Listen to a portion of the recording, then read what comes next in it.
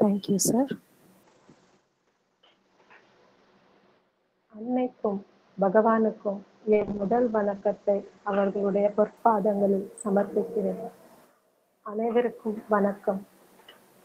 இன்று நான் பேசவிருக்கும் தலைப்பு அன்னையின் 4 அம்சங்கள்.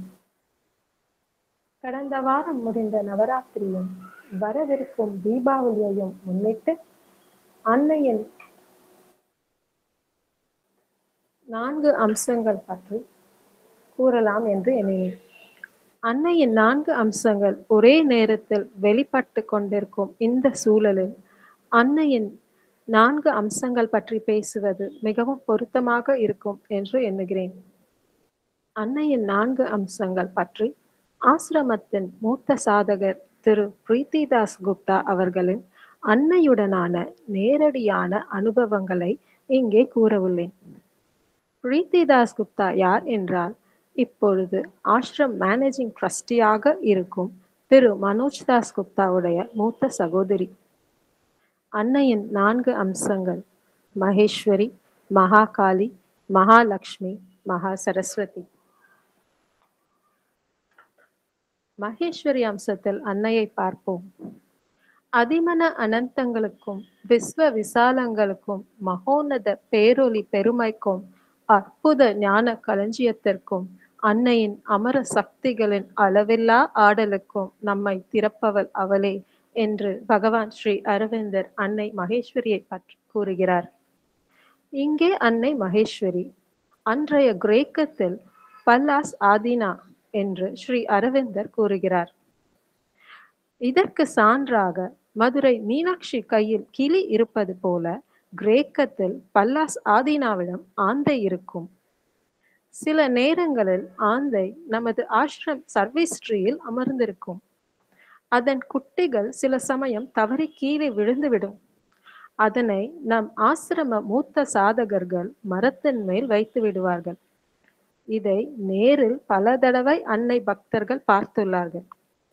இப்போ பிரீத்திதாஸ் அவர்களும் மனோஜ்தா அவர்களும் அன்னையை மகேஸ்வரி தோற்றத்தில் கண்ட அனுபவத்தை பார்ப்போம். எதிர்பாராத விதமாக அன்னை அசையாமல் வெகு தொலைவில் விண்வெளியை வெறித்து கொண்டே இருந்தார். அவர் கண்களில் ஏதோ தொலைதூர இடத்தை பார்த்து கொண்டே இருந்தன. அதை பற்றி எங்களுக்கு எதுவும் தெரியாது. அன்னை மென்மையான புன்னகையுடன் பூக்களை கொடுத்தபடி ஒவ்வொருவரையும் ஆசிர்வதித்தார். ஆனால் அவள் கண்கள் திறந்த நிலையில் டிரான்ஸில் மூழ்கியிருந்தார். அந்த நேரத்தில் மிகவும் கம்பீரமாகவும் அழகாகவும் இருந்ததால் அப்பொழுது நான் தினமும் தரிசிக்கும் அன்னையை கண்டுபிடிக்க முடியவில்லை.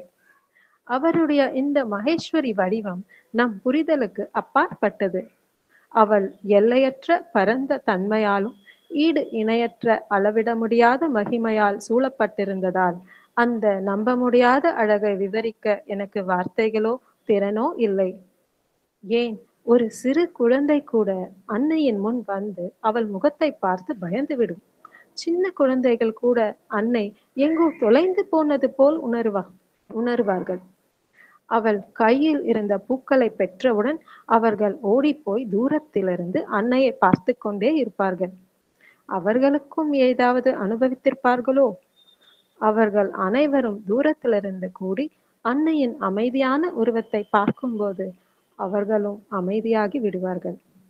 ஆசிரமத்திற்குள் வழக்கமாக கேட்கும் குழந்தைகளின் சிரிப்பொலி திடீரென்று நின்றுவிடும். அதற்கு காரணம் எனக்கு புரியாவிட்டாலும் அந்த அமைதியான சூழலில் எல்லாம் அற்புதமாக உணர்ந்தேன். அப்போது சுற்றிலும் ஒரு சிறிய மௌனம் நிலவியது.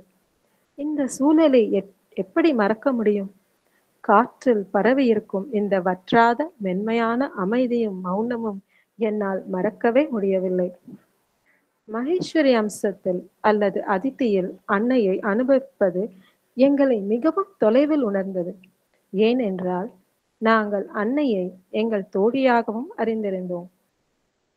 ஸ்ரீ கிருஷ்ணரை எப்பொழுதும் தங்கள் தோழனாக அறிந்த 5 பாண்டவர்களைப் போல எங்களுக்கும் அன்னையுடனான அதே உறவு இருந்தது. அன்னையின் தரிசனத்தை பெற்ற பிறகும் அன்னையின் பல்வேறு வடிவங்களிலும் அம்சங்களிலும் அன்னையை எங்கள் தோழியாக நாங்கள் பார்க்க பழகிவிட்டோம்.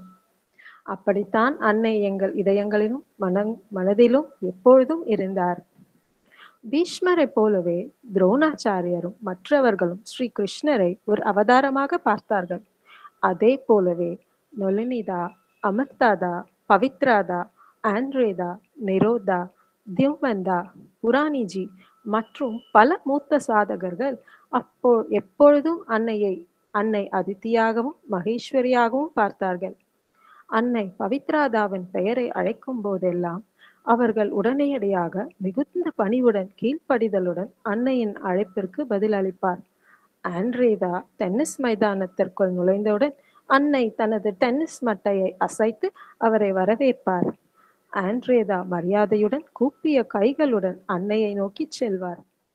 அன்னையுடனான எங்கள் உறவு அர்ஜுனனுக்கும் ஸ்ரீ கிருஷ்ணருக்கும் இடையிலான உறவை போன்றது. அன்பர்களே, நம் சொசைட்டியில் த மதர்ஸ் அபோர்டில் அன்னை மகேஸ்வரியாக குடிக்கொண்டுள்ளார். நாம் அனைவரும் அவர் சாநித்தியத்தை நித்தமும் உணர்ந்த வண்ணம் இருக்கிறோம். அடுத்து மகாகாளி அம்சத்தில் அன்னையை பார்ப்போம். மகாகாளியின் சுபாவம் வேறு. விரிவு அன்று, உயர்வு ஞானம் அன்று, சக்தியும் வலிமையுமே அவளது தனித்திறன். இந்த விஷயமாக ஒரு உண்மை சம்பவத்தை இங்கே கூறுகிறேன். இந்த நூற்றாண்டின் தொடக்கத்தில் இருக்கலாம். கல்கத்தா நகர இளைஞர்கள் அப்பொழுது கால்பந்தில் தீவிர ஆர்வம் கொள்ளத் தொடங்கியிருந்த காலம். முதலில் தோன்றிய டீம்களில் நமது இந்திய டீமும் ஒன்று. இந்த டீம் மேனேஜருக்கு நம் வீரர்கள் வெள்ளையர் டீம்களுடனும் அவர்களது இராணுவ படை டீம்களுடனும் விளையாடி வெற்றி பெற வேண்டும் என்பது அவருடைய பேரவா. இது ஏறக்குறைய ஈடேற முடியாத பேராசைதான். ஏனெனில் அந்த காலத்தில் பிரிட்டிஷ் சோல்ஜர்கள் வலுவான டீம்களுக்கும் இந்தியர்களின் நோஞ்சான் டீமுக்கும் மலைக்கும் மடுவுக்கும் உள்ள வித்தியாசம் போல் இருந்தது. இந்தியர்களுக்கு கால்பந்தாட்டம் புதியது. முதலாவதாக இந்தியர் வெறும் கால்களுடன் 11 ஜத கனமான பூட்ஸுகளுக்கு ஈடு கொடுக்க வேண்டியிருந்தது. இரண்டாவதாக ஆங்கிலேய வீரர்கள் கனத்த உடல் கொண்டவர்கள். நம் இந்திய வீரர்களோ காற்றில் பறந்து விடுவார்கள் போல் மெலிந்த தோற்றமுடையவர்கள். மூன்றாவதா பிரிட்டிஷ் இராணுவத்தினர் கால்பந்தாட்டத்தில் நன்கு பயிற்சி பெற்றவர்கள். நமது வீரர்களுக்கோ இது முற்றிலும் புதியது. ஆகவே முடிவு தெரிந்த விஷயமாக தான் இருந்தது. 2-3 கோல்களுடன் தப்பித்தால் அதிர்ஷ்டம்தான். ஆட்ட நாள் நெருங்கியது. மேனேஜருக்கு துடிப்பு தாங்க முடியவில்லை. அன்று அவர் உபவாசம், மௌன விரதம் வேறு. அவர் காளி கோயிலுக்கு சென்று காளிக்கு பிரார்த்தனை செய்துவிட்டு திரும்பினார். மறுநாள் குறித்த நேரத்தில் ஆட்ட மைதானத்தில் எல்லோரும் கூடினர். பிரிட்டிஷ் வீரர்கள் கட்சி குதிரை வண்டிகளில் பேண்ட் வாத்தியத்துடன் கும்மாலம் அடித்துக் கொண்டு வெற்றி நிச்சயம் என்ற நினைப்பில் குதூகலமாக வந்து இறங்கினார்கள். எல்லோரும் வாட்ட சாட்டமாக இருந்தனர். அவர்களுக்கு முன் நமது இந்தியர்கள் யானைகளுக்கு முன் பூனைகள் போல் தோற்றமளித்தனர். ஆட்டம் தொடங்கியது. அப்போது நமது மேனேஜர் அவர்கள் மைதானத்திற்கு சற்று தொலைவில் இருந்த ஒரு மரத்தடியில் ஒரு சன்னியாசி ஒருவர் வீற்றிருப்பதை கண்டார். உடனே ஒரே ஓட்டமாக அவரிடம் ஓடிச் சென்று அவர் முன் மண்டியிட்டு மரியாதையாக உட்கார்ந்தார். துறவி, என்ன விஷயம் என்று கேட்டார். மேனேஜர், சுவாமி, பிரிட்டிஷ் இராணுவ படைக்கும் நமது வங்காள இளைஞர்களுக்கும் ஒரு கடும் போராட்டம் நடைபெற இருக்கிறது. நமது வீரர்களுக்கு தங்கள் ஆசி தேவை.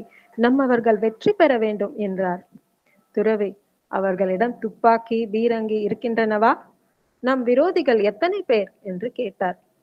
மேனேஜர், சுவாமி, இது அந்த மாதிரி சண்டை அல்ல, இது கால்பந்து விளையாட்டு என்றார். துறவி தலையை ஆட்டி மேனேஜரை அனுப்பிவிட்டார். மேனேஜர் மைதானத்திற்கு திரும்பினார். எப்படியோ மிக பாடுபட்டு நம்முடைய கட்சி தோற்காமல் ஒருவாறு சமாளித்துக் கொண்டிருந்தது. இடைவேளையும் வந்துவிட்டது. இப்பொழுது பெரிய அபாயம். இன்னும் அரை மணி நேரம் சோர்ந்து போன நமது இளைஞர்கள் இந்த தடியன்களை தாக்கு பிடிப்பது எங்கனம்? மேனேஜருக்கு பொறுக்கவில்லை. மறுபடியும் அவர் துறவியிடம் ஓடினார். துறவி அதே இடத்தில் அதே நிலையில் அமர்ந்திருந்தார். மேனேஜர் துறவியிடம் மிகவும் உருக்கமாக வேண்டிக் கொண்டார். சுவாமி, இந்தியர்களின் பெருமை எல்லாம் பறிபோக இருக்கின்றன. நம்மை தோற்கடிக்க இருக்கிறார்கள். தங்களை போன்ற பெரியோர் உதவி செய்ய வேண்டிய தருணம் இது என்றார். துறவி, எத்தனை பேர் மாண்டார்கள், எத்தனை பேர் காயமடைந்தார்கள் என்று கேட்டார். மறுபடியும் மேனேஜர் பாடுபட்டு விளக்கினார். சுவாமி, இது அந்த மாதிரி சண்டை அல்ல, இது கால்பந்து போட்டி. நமது கட்சி வெற்றி பெறுவது மிகவும் அவசியமானது. துறவி, அவர்கள் கட்சியில் எத்தனை பேர்? மேனேஜர், 11. துறவி, சரி, 11 சிறு கற்களை கொண்டு வா என்றாள். 11 சிறு கற்கள் துறவியின் முன் வைக்கப்பட்டது. துறவி அவைகளை வரிசையாக அடுக்கினார். பிறகு அவற்றை சுற்றி வட்டங்களை வரைந்தார். மேனேஜரை நோக்கி, நீ போகலாம் என்றார். மேனேஜர் மைதானத்திற்கு திரும்பினார். ஓய்வுக்கு பிறகு ஆட்டம் தொடங்கியது. ஆனால் அன்று மேனேஜர் கண்டது மிகவும் ஆச்சரியமானது. ஒரு இராணுவ ஆட்டக்காரர் மலை போன்றவர் பந்தை எடுத்துக்கொண்டு இந்தியர் கோலை நோக்கி அசுர வேகத்தில் செல்வதை கண்டார். கோலை நெருங்கி ஆயிற்று. கோலுக்குள் பந்தை அடிக்கப் போகும் தருணம். திடீரென்று அவர் தடுக்கி விழுந்து உருண்டார்.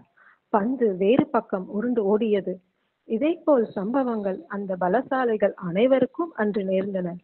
அவர்கள் கால்கள் எல்லாம் கட்டுண்டன போல் இயங்கின. வெகு பிரயாசையுடனேயே அவர்கள் ஆடினார்கள், தவறினார்கள், இடறினார்கள், தடுக்கி விழுந்தார்கள். ஏதோ ஒரு சக்தி அவர்களை பின்னுக்கு இழுத்தது. முடிவு, இந்தியர்களின் 2 கோல்களில் அன்று வெற்றி அடைந்தனர். அவளால் ஓர் நாளில் ஆகும் வேலை அவளின்றி நூற்றாண்டுகள் பிடிக்கும் என்று ஸ்ரீ அரவிந்தர் மகாகாளி அம்சத்தில் கூறியதை நினைவு கூறுவோம். ஆட்டம் முடிந்தவுடன் மேனேஜர் மரத்தடிக்கு ஓடிப்போனார், துறவிக்கு தனது நன்றியை தெரிவிக்க. ஆனால் அங்கு அந்த துறவி இல்லை. இடம் காலி. வரிசையாக அடுக்கி வைத்த 11 கற்களை தவிர. நண்பர்களே, நாமும் இதுபோல் மகாகாளியை வணங்கும் போது நமது பிரார்த்தனை நிறைவேறும் என்பது சாஸ்வதமான உண்மை. மற்றொரு சம்பவத்தையும் கூறுகிறேன். ஒவ்வொரு சாதகரும் பலவித அனுபவங்களை பெற்ற நாட்கள் அவை. ஸ்ரீ அரவிந்தர் ஸ்ரீ அன்னையின் கருணையால் சாதனையின் உச்சகட்டத்தை எளிதாகவே அடைய முடிந்த தினங்கள் அவை. ஒரு சாதகர் மதிப்புள்ள அனுபவத்தை பெற்றார். பிறகு அவரால் தம்மை கட்டுப்படுத்தி கொள்ள முடியவில்லை. ஒரு நாள் அவர் அன்னையிடம் சென்று மிகுந்த கர்வத்துடன், நான் ஸ்ரீ அரவிந்தர் என்றார். என்ன என்ன கூறினாய் என்று கேட்டார். மகாகாளி எழுந்தார். அசுரனுக்கு அவள் முகம் பயங்கரமானது. தெய்வ விரோதிகளுக்கு அவள் பயங்கரமானவள், இரக்கமற்றவள். ஏனெனில் அவள் சகல உலகங்களின் போர் தலைவி, சமருக்கு சலியாத சண்டி. அன்னையின் பயங்கர வடிவத்தை கண்ட சாதகர் பயந்து கருணை குரலில் ஸ்ரீ அரவிந்தரை அழைக்க தொடங்கினார். ஸ்ரீ அரவிந்தரே, ஸ்ரீ அரவிந்தரே, என்னை காப்பாற்றுங்கள், என்னை காப்பாற்றுங்கள் என்று பிரார்த்தனை செய்தார். அவரது கருணை வேண்டுகோளை கேட்ட ஸ்ரீ அரவிந்தர் அறையிலிருந்து வெளியே வந்து அன்னையிடம் சென்று, அன்னையே, இந்த முறை அவரை மன்னித்துவிடு என்று மிகவும் வினயத்துடன் கேட்டுக்கொண்டார். ஸ்ரீ அரவிந்தர், அன்னையே, இந்த முறை அவனை மன்னித்து விட்டுவிடு என்று மறுபடியும் வேண்டிக் கொண்டார். அன்னை மகாகாளி தன்னை கட்டுப்படுத்தி கொண்டாள். இடையிடையே இவ்வாறு அன்னையின் பிரகாசமான ரௌத்திர வடிவம் வெளிப்படுவதே வழக்கம். சிறிது குற்றத்தை கூட சகித்துக் கொள்ள மாட்டார். அஞ்ஞானம், தமோகுணம், குணமுடைய எதுவானாலும் சரி, அவர் கடினமாக நடந்து கொள்வார். மனிதர்களின் நம்பிக்கை துரோகத்தையும் கெட்ட இச்சைகளையும் இந்த நிகழ்ச்சி காட்டுகிறது. துரோகம், பொய்மை, வன்மம் ஆகியவற்றை அவள் சினம் உடனுக்குடன் சுட்டு எரிக்கின்றது. பகை எண்ணத்திற்கு சுருக்கென்று சவுக்கடி கொடுக்கிறாள் என்று ஸ்ரீ அரவிந்தர் அன்னை புத்தகத்தில் மகாகாளியை வர்ணிக்கிறார். ஸ்ரீ அரவிந்தரின் வேண்டுகோளுக்கேற்ப இந்த அறிவற்ற சாதகர் அன்று பிழைத்தார். ஸ்ரீ அரவிந்தர் அன்னையின் இந்த ரௌத்திர பயங்கரமான பிரகாசமான வடிவத்திடம், அன்னையே, இந்த முறை அவனை மன்னித்துவிடு என்று கேட்ட காட்சி மனதின் முன் ஊசலாடுகிறது. சிவன் மகாதேவன் மகாகாளியின் தீவிர ஒளியில் தன்னுள் தாங்கிக் கொண்டார். பிரமோத் குமாருடைய ஒரு பிரசித்தி பெற்ற ஓவியத்தை நான் பார்த்திருக்கிறேன். மகாதேவன் மகாகாளியின் சரணங்களில் படுத்துள்ளார். படைத்த எல்லாவற்றையும் அழிக்க மகாகாளி முன்னேறி வருகிறாள். அவளது ரௌத்திர தோற்றம் மிகவும் பயங்கரமானது. பொய்மை, தெய்வீக வேலைக்கு எதிரான எவற்றையும் அவளால் சகித்து கொள்ளவே முடியாது. மகாதேவன் பேரிடர் வருவதை உணர்ந்தார். மகாகாளியின் பாதங்களில் படுத்துக் கொண்டார். அவளுக்கு தெரியாமலேயே அவளது பாதங்கள் சிவனுடைய மார்பின் மீது விழுந்தன. மகாதேவரை தன் பாதங்களின் அடியில் கண்ட மகாகாளி திடுக்கிட்டு நின்று விட்டாள். அவள் வசியத்திலிருந்து விடுபட்டாள். வீராங்கனை மகாகாளி சாந்தமடைந்தாள். படைப்பு காப்பாற்றப்பட்டது. இது போல் ஸ்ரீ அரவிந்தரின் பிரார்த்தனையினால்தான் அன்று அந்த சாதகர் அன்னையின் மகாகாளி கோபத்திலிருந்து தப்பினார். அன்பர்களே, நமது ஆசிரமத்தில் அன்னை மகாகாளியை வணங்கிவிட்டு அவளின் அனுமதி மூலமாகத்தான் நாம் அனைவரும் பகவான் ஸ்ரீ அரவிந்த ரூமுக்கோ மதர் ரூமுக்கோ போக முடிகிறது. அடுத்து மகாலட்சுமி அம்சத்தில் அன்னையை பார்ப்போம். மனதிலும் ஆன்மாவிலும் அழகு இசைவு, எண்ணங்களிலும் உணர்ச்சிகளிலும் அழகு இசைவு, ஒவ்வொரு புற செயலிலும் இயக்கத்திலும் அழகு இசைவு, வாழ்வின் சூழலிலும் அழகு இசைவு, இவற்றை மகாலட்சுமி கோருகிறார் என்று ஸ்ரீ அரவிந்தர் அன்னை மகாலட்சுமியின் அம்சத்தை பற்றி விவரிக்கிறார். இது குறித்து ஆசிரமத்தின் நிகழ்வுகளை பிரீத்திதாஸ் குப்தா கூறுவதை பார்ப்போம். நாங்கள் தினமும் பள்ளிக்கு செல்லும் வழியில் எனக்கு மிகவும் பிடித்த ஹார்மனி பூக்களை பார்ப்பேன். ஹார்மனி பூக்கள் எங்களை அழைத்தன. தியானக்கூடங்களும் மாட்படிகளும் அதே பூக்களால் அலங்கரிக்கப்பட்டதை கண்டு மனம் மகிழ்ச்சி அடைந்தது. தெய்வீக ஒற்றுமை, அழகு, செல்வம் எல்லாம் சேர்ந்து எங்களை அழைக்கின்றன என்று தோன்றியது. நண்பகலிலிருந்தே தீபா, கௌரி, மினிதி யாவரும் சேர்ந்து கோலம் போட ஆரம்பித்து விட்டனர்.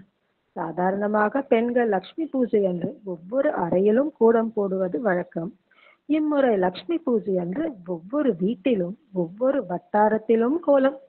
மகாலட்சுமி வரப்போகிறாளே, அழுக்கற்ற இடங்களில் அவள் ஒரு வினாடி கூட தங்க மாட்டாளே. அவலட்சணம், சிறுமை, அற்பத்தனம், தரித்திரம், கீழானவை, அழுக்கு, முரட்டுத்தனங்கள், பண்பு நயமற்றவை ஆகியவற்றை எல்லாம் அவள் வருகையை தடுக்கின்றன. அன்பும் அழகும் அற்ற அல்லது அவை பிறக்கவே விரும்பாத இடங்களுக்கு அவள் வருவதில்லை என்று ஸ்ரீ அரவிந்தர் அன்னை புத்தகத்தில் எழுதியுள்ளார். கதவை அறைந்து மூடாதே, மெதுவாக மூடு என்று பெரியவர்கள் எங்கள் சிறு வயதில் கூறுவார்கள். அன்னை லக்ஷ்மிக்கு அதுதான் பிடிக்கும். சாமான்களை ஒழுங்காக சீர் செய்து வைக்க வேண்டும். அப்போதுதான் மகாலட்சுமி வீட்டில் தங்குவார். நமது நடவடிக்கைகளில் ஒருங்கு இருக்க வேண்டும். அழகை பூஜிக்க வேண்டும். அப்போதுதான் மகாலட்சுமி மகிழ்ச்சி அடைவாள். அவள் வீட்டில் தங்கி விடுவாள். அடேங்கப்பா, இவள் எந்த மாதிரியான தேவி! சிறிதில் இந்த பக்கம் அந்த பக்கம் நடந்தாலே அபிமானம் என்று நினைப்பேன். இந்த சட்டங்கள் எவ்வளவு உண்மை அடங்கி இருந்தது என்பதை ஸ்ரீ அரவிந்தர் அன்னையின் புத்தகத்தில் படித்த போதுதான் நான் உணர்ந்தேன். வீட்டில் வயதான பெண்கள் யாவரும் உறக்க சிரிக்காதே, அதுவும் இரவில். தம் தம் என்று நடக்காதே, எல்லா வேலையும் சீராக செய் என்று கூறுவார்கள். இதை கேட்டு எனக்கு மிகவும் எரிச்சலாக இருக்கும்.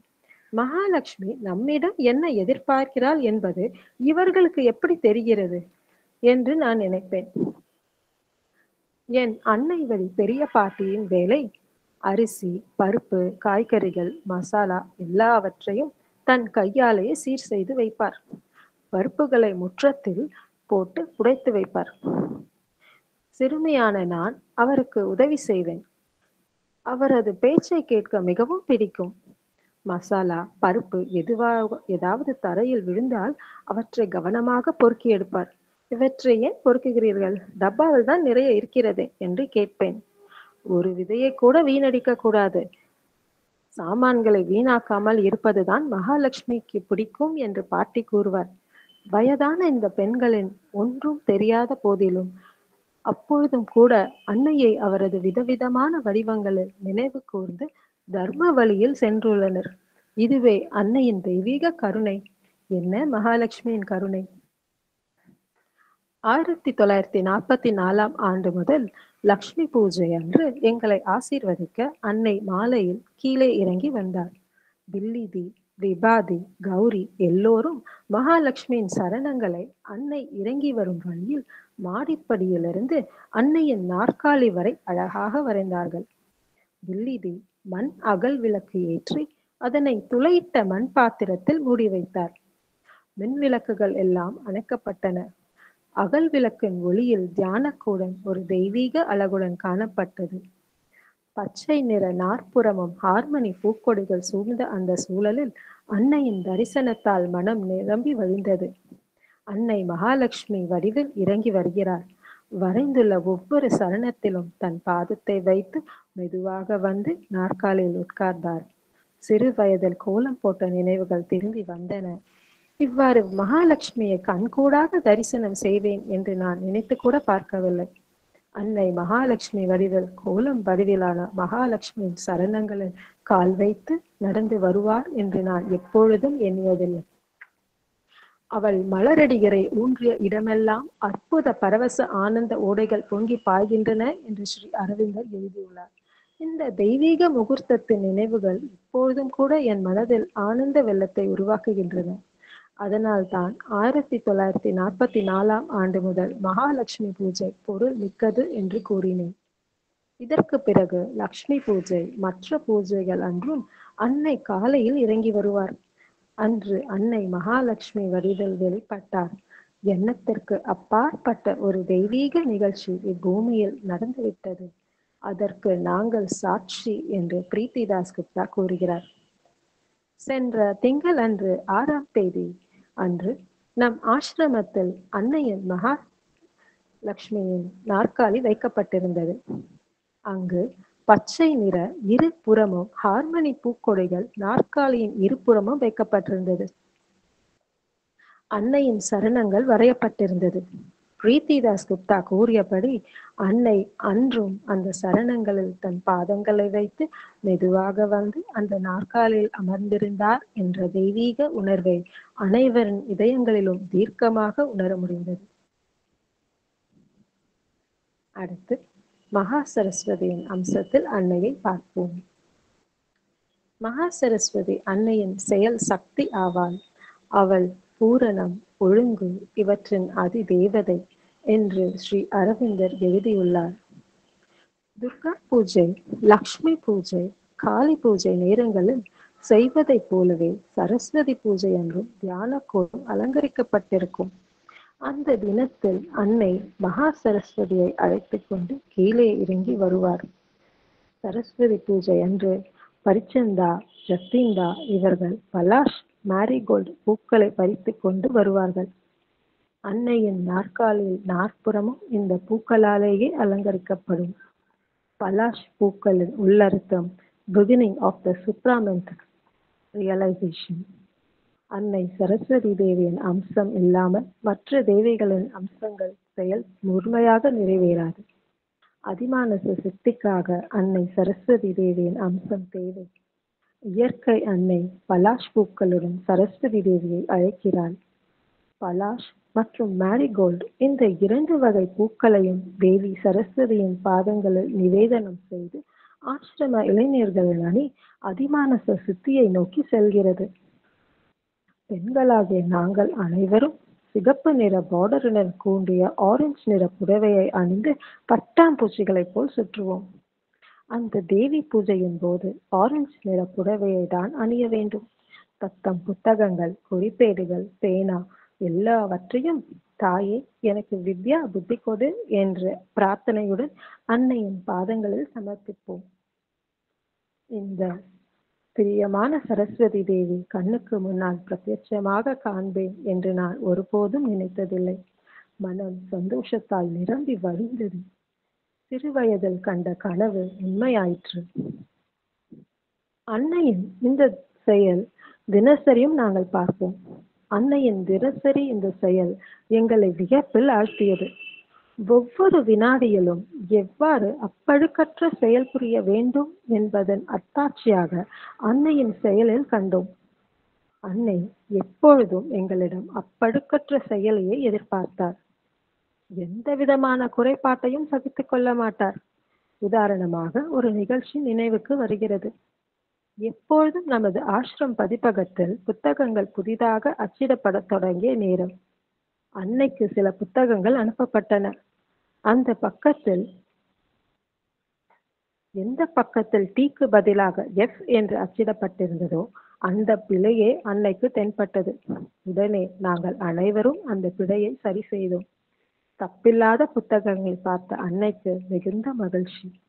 அச்சு திருத்தும் போது அல்லது அச்சிடப்பட போது செய்த தவறு எதுவா இருந்தாலும் அன்னை அப்போது கண்ணில் படும்.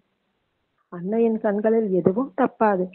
ஆசிரமத்தில் உள்ள பல வகை துறைகள் வளர்ந்ததற்கு காரணமே அன்னை மகா சரஸ்வதியின் நிபுணத்துவமான வழிபற்ற செயலின் விளைவுதான். நமது அவசர புத்திக்கு அது மெதுவாக நடப்பதாகவும் முடிவுறாதது போலவும் தோன்றலாம். ஆனால் அவள் வேலை அயர்வற்றது, பழுதற்றது, பூரணமானது என்று ஸ்ரீ அரவிந்தர் மகா சரஸ்வதியின் வேலையை பற்றி எழுதியுள்ளார். ஒருமுறை போன்ஜூர் தாயே என்று கூறியவாறே நான் அன்னையின் அறைக்குள் நுழைந்தேன். ஆசீர்வாத பூக்களை வாங்கிக் கொண்டு வேலைக்கு செல்ல வேண்டும். அவசரம் சிறிது கூட இல்லை. அன்னை போன்ஜூர் என்று கூறிவிட்டு தன் வேலையில் கவனம் செலுத்தினார். இது என்ன வேலை? இது என்ன இது? ரோஜாப்பூ இதழ்களை ஒன்று ஒன்றாக வெவ்வேறு பூத்தட்டுகளை எடுத்து வைத்து அடுக்கிக் கொண்டிருந்தார். எவ்வளவு அழகாக இருந்தது தெரியுமா? அவசரம் ஒன்றுமில்லை. அன்னை பூக்களை அடுக்கும் நேரத்தில் நான் அநேகமாக அவரிடம் செல்வேன். அங்கு நின்று கொண்டு அன்னை பூக்களை அடுக்குவதை பார்த்து கொண்டே இருப்பேன். மனம் மிகுந்த மகிழ்ச்சி அடையும், அமைதியாக இருக்கும். எவ்வளவு பேர் மாடிப்படியில் காத்து கொண்டிருக்கிறார்கள். என்னிடம் அந்த வேலையை கொடுக்கலாமே, சீக்கிரம் வேலை முடிந்துவிடும் என்றும் நினைப்பேன். அன்னையின் நேரம் மிச்சமாகும் என்றும் எண்ணுவேன். அன்னை என்னை நோக்கிய பிறகு மீண்டும் வேலையில் கவனத்தை செலுத்தினார்.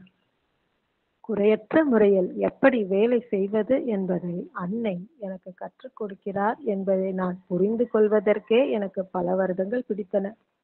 நமது லட்சியம் முழு நிறைவு, அதாவது பெர்ஃபெக்ஷன் என்றுதான் அன்னை நேரத்திற்கு கொடுக்கும் மதிப்பு. எவ்வளவு நேரமானாலும் சரி, அன்னை தன் ஒவ்வொரு குழந்தைக்காகவும் ஒவ்வொரு ஆசிரம துறைக்காகவும் நுட்பமாக தன் வேலையை செய்து வருகிறார். ஒரு பூவின் பெயர் மகா சரஸ்வதியின் பெர்ஃபெக்ஷன். அன்னையின் சலிப்பற்ற ஓய்வற்ற சக்தியின் திறனை காணும் பாக்கியம் எங்களுக்கு கிடைத்தது. அவரிடம் சிறிய வேலை பெரிய வேலை என்று எதுவுமே இல்லை. எந்த வேலையாக இருந்தாலும் சரி, குறையற்ற முறையில் செய்வதுதான் மகா சரஸ்வதியின் குறிக்கோள். இவ்வாறு இரவு பகல் ஓய்வின்றி எங்கள் ஒவ்வொருவருக்கும் இடையே வேலை செய்துள்ளார் என்பதற்கு பல உதாரணங்களை காணலாம். அன்னையின் எந்த வேலையிலும் முழு பெர்ஃபெக்ஷன் இருக்கும். அவர் நம் மீது பரிவுடன் சிறு நுட்பங்களிலும் கவனம் செலுத்தி சிறு பிழைகளையும் விட்டுப்போனவைகளையும் கோணல்களையும் அரைகுறைகளையும் கண்டுபிடித்து தன் கைகளால் தொட்டு சீராக்கி அவர் மேலிருந்து இறங்கி நம்மிடையே வருவார். ஆனவை ஆக வேண்டியவை இரண்டையும் சரியாக சீர்தூக்கி பார்ப்பாள். எதையும் சிறிதென்றோ அற்பமென்றோ என அசட்டையாக விடுவதில்லை என்று ஸ்ரீ அரவிந்தர் எழுதியுள்ளார்.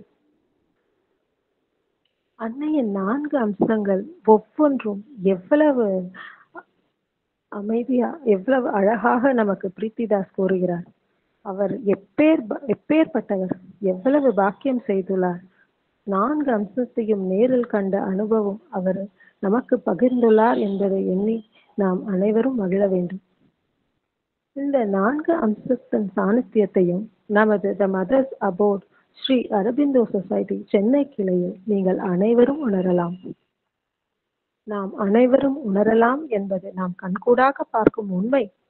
எப்படி என்றால், மகேஸ்வரி அம்சத்தில் அன்னை அங்கு வீற்றிருக்கிறாள். அங்கு எப்பொழுதும் ஒரு அமைதி நிலவும். த மதர்ஸ் அபோர்ட் ஆரம்ப காலத்தில் முதலிலிருந்தே இன்று வரை வரும் அத்தனை தடைகளையும் உடைத்து எறிந்து எங்களை அன்னை மகேஸ்வரி காத்து வருகிறாள். மேலும் இந்த சொசைட்டிக்கு இடம் வாங்குவதற்கு தேவையான நிதியுதவிதான் அன்னை மகாலட்சுமி அருள் புரிந்தாள்.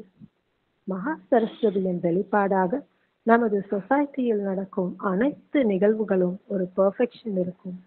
இதை நாம் அனைவரும் அங்கு உணரலாம். இவ்வாறு அன்னையின் 4 அம்சங்களையும் நாம் இங்கு பார்க்கலாம் என்று கூறி என் உரையை நிறைவு செய்கிறேன். அன்னைக்கும் பகவானுக்கும் நன்றி. இந்த வாய்ப்பை கொடுத்த அன்னைக்கும் பகவானுக்கும் நன்றி. என்னை ஊக்குவித்து இந்த வாய்ப்பினை எனக்கு கொடுத்த எங்கள் சேர்மன் திரு சிவகுமார் சார் அவர்களுக்கும் எனக்கு இந்த பிரசன்டேஷனுக்கு மிகவும் சப்போர்ட்டிவாக இருந்த திருமதி பானுப்பிரியா அவர்களுக்கும் நன்றி. உங்கள் அனைவருக்கும் நன்றி. வணக்கம்.